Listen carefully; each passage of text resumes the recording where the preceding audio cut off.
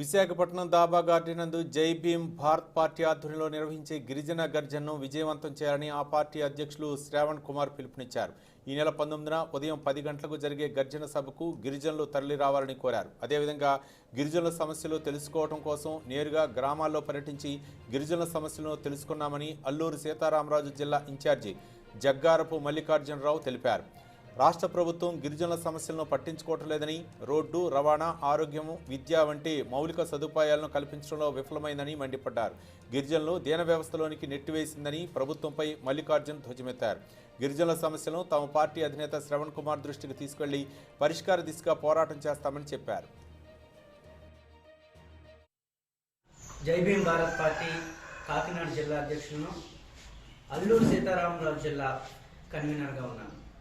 మిత్రులారా, శనివారం 19వ తారీఖు విశాఖపట్నంలో జై భీమ్ భారత్ పార్టీ ఆధ్వర్యంలో పార్టీ అధ్యక్షులు న్యాయమూర్తి శ్రీ జరా శ్రావణ్ కుమార్ గారి ఆధ్వర్యంలో గిరిజన గర్జన అనే కార్యక్రమాన్ని ఏర్పాటు చేయడం జరిగింది.